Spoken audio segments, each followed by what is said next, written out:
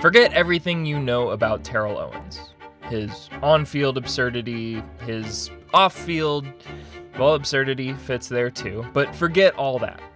This is an origin story, an account of how Owens became the T.O. we remember today, and it's basically thanks to beef. In 1996, Terrell Owens was drafted into a dream scenario. In San Francisco, he'd catch passes from one of the greatest QBs to ever do it, Steve Young, and learn under the greatest receiver of all time, Jerry Rice. When Owens impressed during his first training camp, the comparison to Rice was too hard to avoid, especially when Rice himself dished it out. When discussing Owens' performance, words like eye-popping came to mind. But for Owens the person, quiet was the descriptor.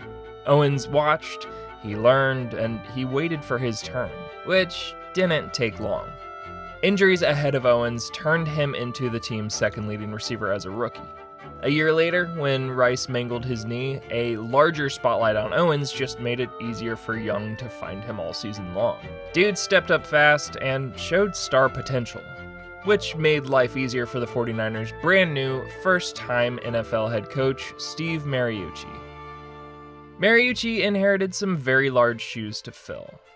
Replacing the guy holding the NFL's best ever winning percentage isn't ideal, but along with those shoes, Mooch also inherited a talented roster. So as he tried to establish himself, Mariucci had the benefits of a successful veteran squad plus the new hotness that was Owens. But we all learned how quickly wheels can fall off a cart. 1999 nosedived when Young suffered a career-ending concussion.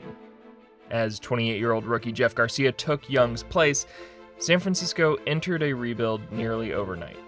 But for Owens and Mariucci, the 2000 season represented a fresh start. They could lean on each other as they cemented their places in the league, and maybe get out of their predecessors' shadows.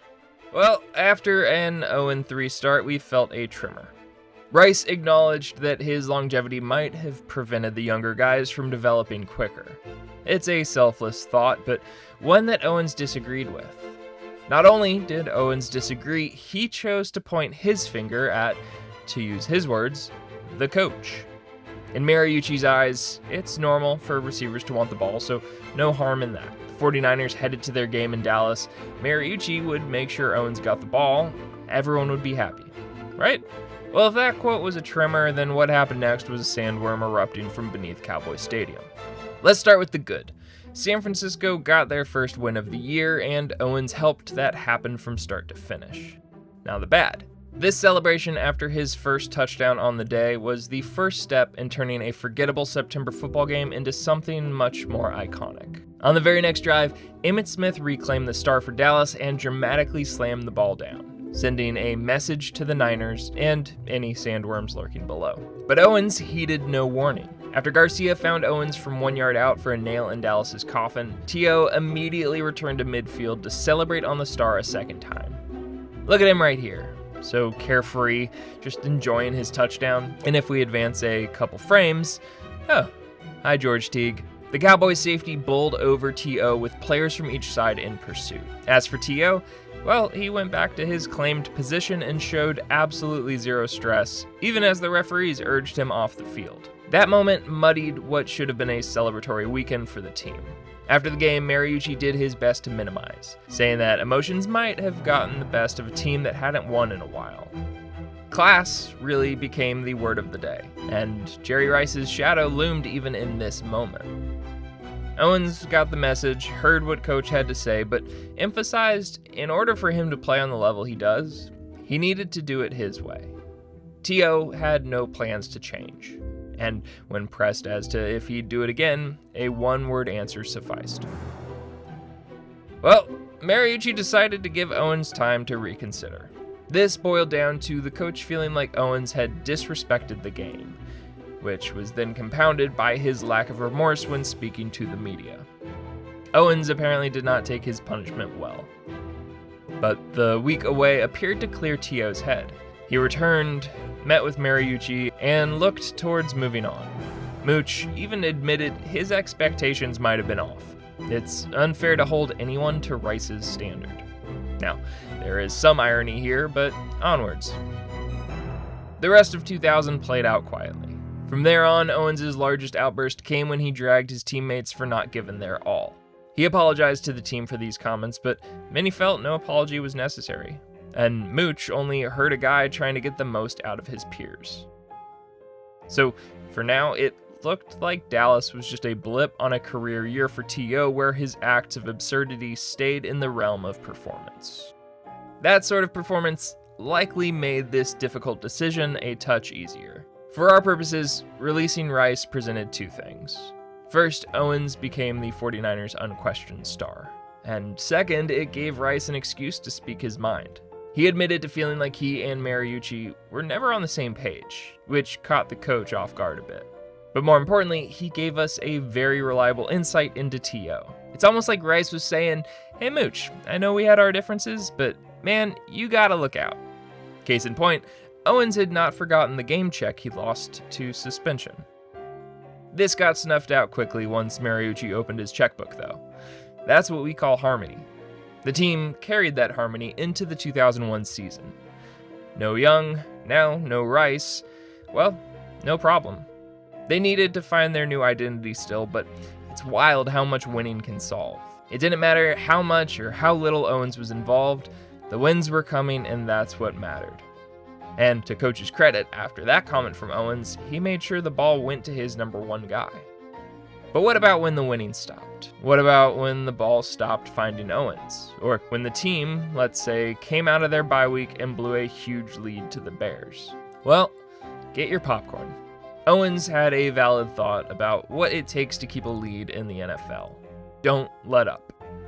That's fine, but when pressed later that week, he expanded. Coach didn't want to embarrass his friend who was coaching the Bears. In T.O.'s assessment, that allowed Chicago to come back and get the best of San Francisco in overtime.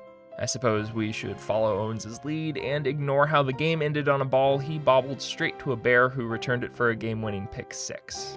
After hearing Owens' view, Mariucci didn't hold back. Completely void of any deep thought sends quite the message. And the fact a head coach and player were communicating through the media also points toward where their relationship was at. Owens didn't get hit with a fine or suspension, but maybe because that would have called for a face-to-face chat. When a reporter finally asked point blank about the relationship between coach and player, T.O. left no room for interpretation. In defense of his comments, Owens stated he just wanted to win. He didn't care how anyone, Mariucci included, tried to paint him. It wasn't going to shake him. Coach heard that and did try to lessen the critical load piling on Owens' shoulders, while also admitting they didn't see eye to eye, which was something they could agree on. It was what it was, so no need to focus on anything but football. That request felt a little disingenuous when it was revealed the receiver kept some of Mariucci's harshest words for him displayed in his locker to serve as motivation. Clippings aside, T.O. figured the best thing was for player and coach to be two ships passing in the night. 49ers brass might have seen that quote and tried to do Owens a solid. After Mariucci led San Francisco back to the playoffs for the first time since '98, the front office actually agreed to a deal that would have sent Mariucci to Tampa, but Mooch hesitated and the Bucs quickly pivoted to John Gruden. Because of that, our duo remained bound together for at least one more season. And because of that, Mariucci took a new approach. In April 2002, he flew to T.O.'s home in Atlanta. They met privately for real, honest conversations. For seemingly the first time, they put it all out in the open. Both guys allowed themselves to be vulnerable and found a genuine personal place of connection. Getting to know T.O. and seeing that side of him led to Mariucci putting the receiver on the team's Veteran Leadership Council. He sounded relieved when describing where their relationship was at. For the first time in 5 years, they were comfortable together. When T.O. pressed Mooch about their relationship in a room full of people, the coach walked over and gave him a big hug. Now, naturally, Owens had a different takeaway from the response. But whether that was for the cameras or for the sake of the team or just for themselves, 2002 was their quietest season together. Even when T.O. delivered an iconic celebration, Mariucci only had good things to say. Owens continued to be fueled by his emotions, but he mostly kept them in check. The closest he came to the previous seasons was during the divisional round playoffs. The 49ers were down big to close the first half, and with 50 seconds left, 2 timeouts, and the ball close to their 40, Mariucci had his team pack it in to regroup. Owens very visibly did not understand this decision, but in fairness, most watching, including the broadcast crew, didn't understand it either. Wow, I don't believe this. This is hard to believe. I do not believe this. That was Mariucci's final game with the 49ers. Rumors came out that he'd pushed for more power, which didn't go over well, but he denied as much. According to Mariucci, their final moment together was a positive one. As he packed boxes in his office, Owens came in, hugged him as they said their goodbyes. Both sides moved on. Neither man tried to bury the other in the media. When they next shared a field 2 years later, Owens had nothing to say, good or bad, about Mariucci. Mooch finished a less successful stint in Detroit before starting his broadcast career, where the occasional Owens-related topic finds him, but he remains on the high road. After San Francisco, Owens headed to Philly, where he found a new beef. Then he moved on to Dallas and found a newer beef. At every stop he produced, T.O. finished his career as one of the greatest receivers to ever play in the NFL, yet somehow might be better remembered for the persona, and those bigger beefs that overshadow the one that started it all. The thing is, this beef isn't done. Jerry Rice's words, nearly 2 decades after he said them, continued to ring true. Owens still hasn't relinquished this grudge. In 2018, responding to a tweet, he slammed Mariucci once again. A year later, he said he had no interest in ever settling things with his former coach, even blamed Mariucci for how his selfish reputation came to be. And in 2020, Owens stated that he experienced systemic racism with the 49ers while under Mariucci. This is certainly a bigger deal than anything else he has said, but Owens left it at that, and Mariucci declined to respond when TMZ reached out. We may never know the validity of that, but that's okay. Honestly, we'll never have the full story of T.O. Mariucci did do things that Owens didn't like. There were personal reasons for this beef, but at the same time, the coach could have been anybody. Mooch was just a conduit for motivation, an asset for Owens to use. While his beef with Steve Mariucci didn't define T.O., it did let us find out pretty early on what he was all about. His persona eventually took away from a Hall of Fame career, but at the same time, that career may have never happened without the motivation he found in beef.